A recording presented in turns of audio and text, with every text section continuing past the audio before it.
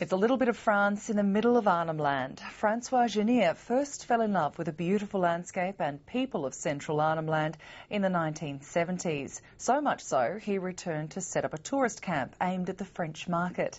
His frustrations at the life facing Aboriginal people inspired him to pen his memoirs of life at the remote Arnhem camp. Louisa Rebgetz reports.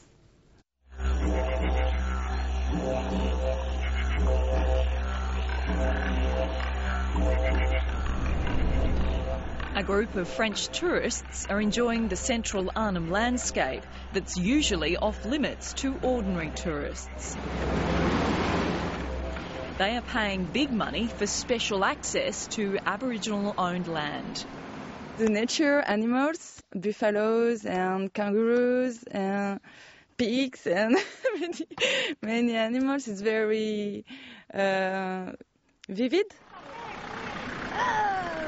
A Frenchman, Francois runs this safari camp called Bodadir Camp, near Bullman, about 300 kilometres east of Catherine. Come in, everyone.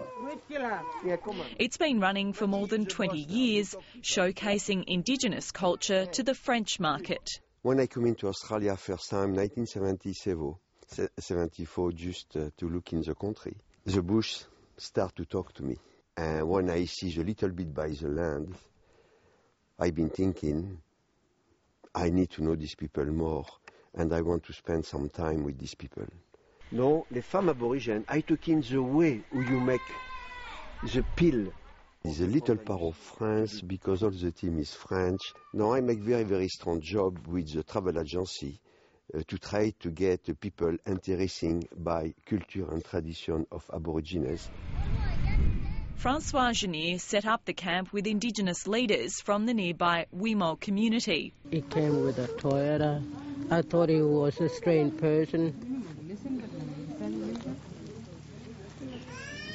I was inside the house, the air station, a bit scared of him, but he talks.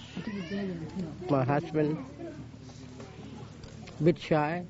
We loved it, and we get used to it, him, and have a bit of talk with him, and he learn, I could learn them, by language, and show him how the culture is run.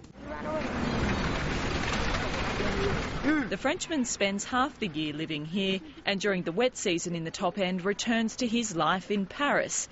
He prides himself on giving French people a real experience of life in the bush and an insight into the conditions facing Aboriginal people.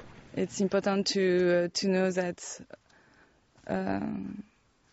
all is not as easy as you think, because Australia for Europeans is okay. Australia, all is okay, no worries, all is beautiful. There's money, but there's many poor people also, and Aboriginal people. It's terrible. It's a terrible situation. So.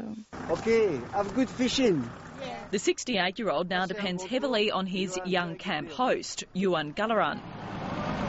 Joined by local people, his younger counterpart takes tourists on safari. Okay, let's go.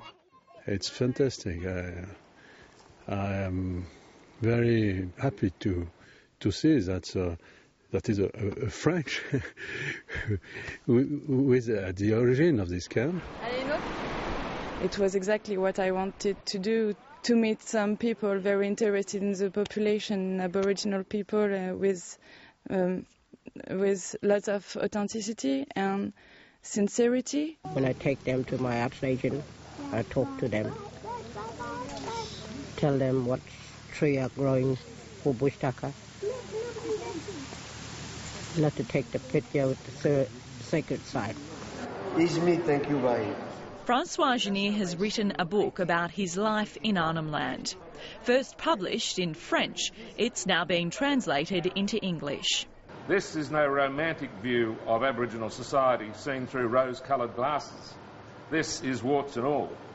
At times tragic, at times shocking, and at times filled with despair, but then leavened with wonderful, humorous anecdotes. And you told me, how many old men from here ready go? In his book, Francois Genier describes his realisation of the beauty of Aboriginal culture and tradition.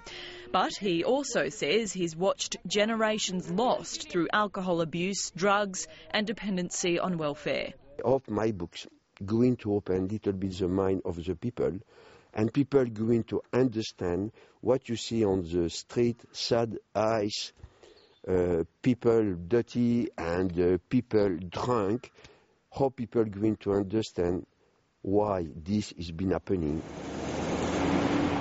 Establishing the safari camp required negotiation with Aboriginal traditional owners and their representative, the Northern Land Council. But Francois Genier's licence to continue business here is at risk because of difficulties he's had dealing with the NLC. The Land Council put $300% of my charge for one day to the next day. And I can't stay at this camp anymore because I can't pay it.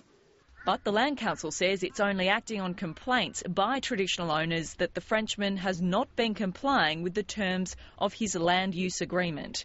The NLC says employment conditions aren't being met, and Francois Genier is refusing to pay more than $11,000 in outstanding fees. Francois Genier says he's always given back plenty to the local community. And I talked to the Land Council, and I speak, listen, what I done here for 21 years, how we've been helping the people. We're helping the people with clothes, with food, with some money when people need. We've been together for 22 years.